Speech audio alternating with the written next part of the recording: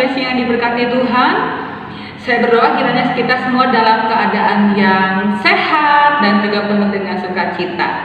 Ya, baik Bapak Ibu, Saudara yang dikasih Tuhan, hari ini saya akan membagikan suatu firman Tuhan yang kiranya menjadi pedoman, menjadi arahan dan petunjuk untuk kita bersama.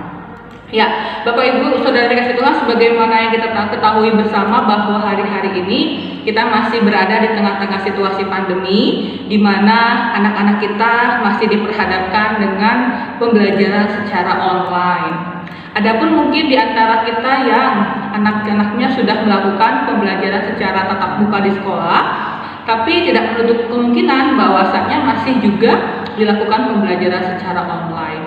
Ya, Bapak Ibu, mungkin ini menjadi hal yang kita rasakan bersama bahwa ada beberapa dampak yang kita alami ketika anak-anak kita mendapatkan pembelajaran secara online. Tentu saja mereka dapat mengakses pembelajaran dari media-media internet yang juga merupakan salah satu teknik atau metode yang diberikan oleh sekolah-sekolah. Dan sebagaimana kita ketahui Pak Ibu, dengan adanya internet atau pembelajaran secara online, tentu saja anak-anak kita dapat mengakses berbagai informasi, baik itu informasi yang baik, positif maupun informasi yang negatif. Oleh sebab itu Bapak Ibu, peran orang tua di sini sangat penting, karena kita tahu bahwa anak-anak kita dapat mengkonsumsi, bahkan mengadaptasi, mengadopsi berbagai hal informasi yang mereka lihat di media. Dan tidak menutup kemungkinan anak-anak kita pun dapat menirukan hal-hal yang telah ditawarkan, ya, dipertontonkan di media-media internet. Nah, oleh sebab itu hari ini mari kita sebagai orang tua menjadi gembala untuk anak kita masing-masing di rumah, sehingga rumah kita bukan hanya menjadi tempat yang nyaman, tetapi rumah kita juga menjadi gembala-gembala yang kecil, gereja-gereja kecil di tengah-tengah anggota keluarga kita. Hari ini saya mau katakan Bapak Ibu bahwa keluarga memiliki peran sentral dalam mewariskan janji Tuhan dari satu generasi ke generasi berikutnya. Saya ulangi ya, keluarga memiliki peran sentral dalam mewariskan janji Tuhan dari satu generasi ke generasi berikutnya. Mari kita sama-sama lihat saudara di dalam Ulangan pasal 6 ayat 1 sampai dengan ayat 9. Demikian firman Tuhan. Inilah perintah, yakni ketetapan dan peraturan yang aku ajarkan kepadamu atas perintah Tuhan Allahmu untuk dilakukan di negeri kemana kamu pergi untuk mendudukinya, supaya seumur hidupmu engkau dan anak cucumu takut akan Tuhan Allahmu dan berpegang pada segala ketetapan dan perintahnya yang kusampaikan kepadamu, dan supaya lanjut umurmu. Maka dengarlah hai orang Israel, lakukanlah itu dengan setia, supaya baik keadaanmu dan supaya kamu menjadi sangat banyak, seperti yang dijanjikan Tuhan Allah nenek moyangmu kepadamu di suatu negeri yang berlimpah-limpah susu dan madunya. Dengarlah hai orang Israel, Tuhan itu Allah kita, Tuhan itu Esa. Kasihilah Tuhan Allahmu dengan segenap hatimu dan dengan segenap jiwamu dan dengan segenap kekuatanmu.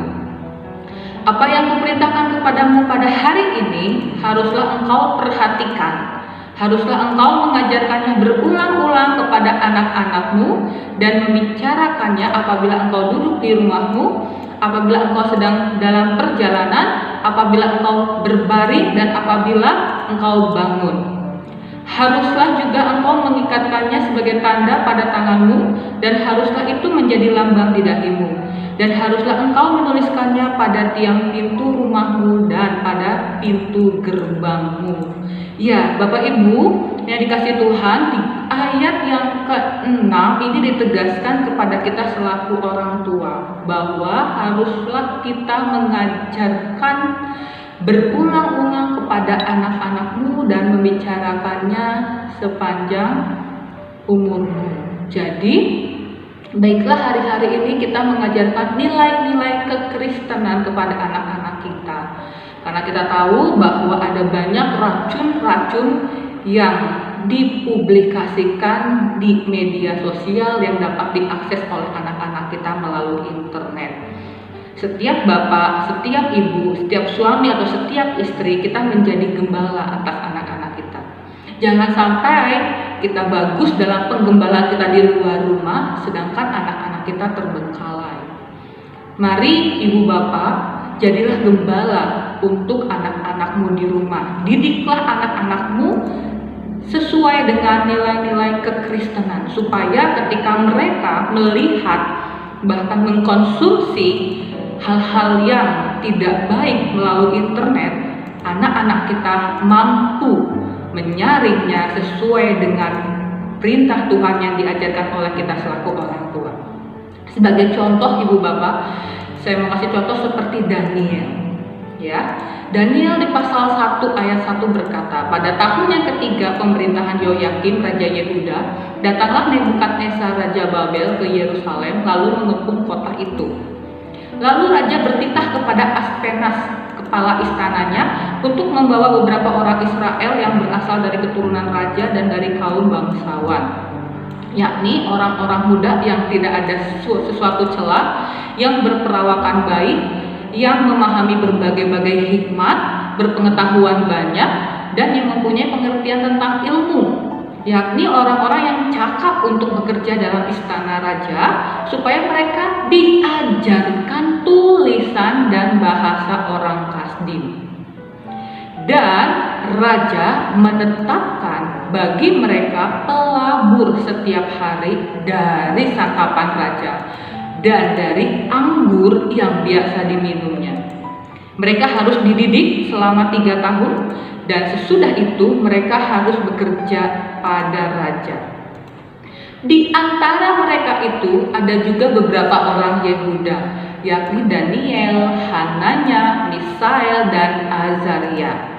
Pemimpin pegawai istana itu memberi nama lain kepada mereka.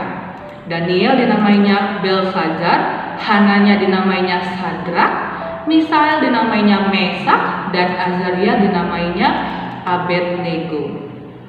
Di ayat 8 Bapak Ibu tertulis, Daniel berketetapan untuk tidak menajiskan dirinya dengan santapan raja dan dengan anggur yang biasa diminum raja.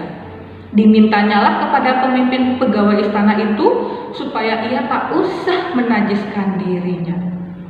Ya, saudara, kita melihat Daniel ketika dia diperhadapkan oleh aturan di Babel bahwa dia harus memakan makanan raja dan meminum anggur yang biasa diminum raja selama 3 tahun, dan dia seperti dicuci otaknya begitu ya Bapak Ibu, untuk mengikuti budaya daerah mereka yang tidak sesuai dengan firman Tuhan.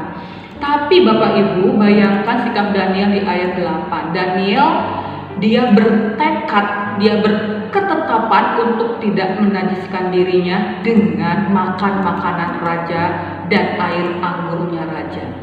Saudara, Daniel bisa begitu berprinsipnya untuk dia tidak tertular dengan kebudayaan-kebudayaan yang tidak sesuai dengan firman Tuhan.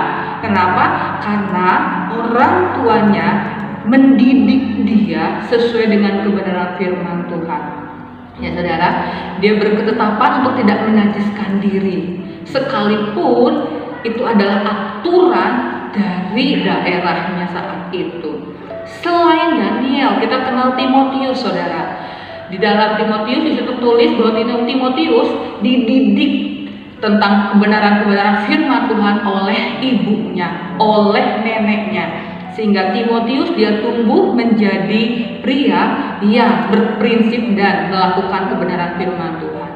Nah, saudara, titik poin yang terpenting di sini adalah bahwa orang tua berperan sangat penting untuk mendidik anak-anaknya sesuai dengan firman Tuhan. Orang tua bukan hanya menyiapkan warisan yang banyak, rumah, mobil, harta kekayaan untuk masa depan anak kita, walaupun itu betul penting Bapak Ibu, tapi Tapi jauh di atas itu, orang tua lebih penting untuk mengajarkan nilai-nilai kekristenan untuk anak-anak kita. Supaya kelak ketika dewasa, anak-anak kita bisa seperti Daniel, bisa seperti Timotius, yang mereka tidak menajiskan diri dengan hal-hal yang tidak sesuai dengan firman Tuhan. Demikian untuk News Basic hari ini. Ayo kita para ibu, ayo para suami, sama-sama kita menjadi gembala. Bukan hanya dari tutur kata kita, tapi kita bisa memberikan teladan melalui gaya hidup kita, supaya anak kita melihat tentang keteladanan dalam hidup kita, melalui kasih kita, melalui tindakan kita. Karena saya percaya Bapak Ibu, ketika keluarga-keluarga sehat, maka masyarakat, negara kita pun akan sehat. Dimulai dari orang tua.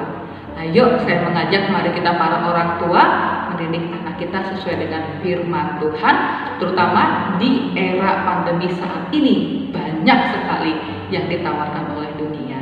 Sekian firman Tuhan hari ini. Tuhan Yesus memberkati kita semua. Goodbye.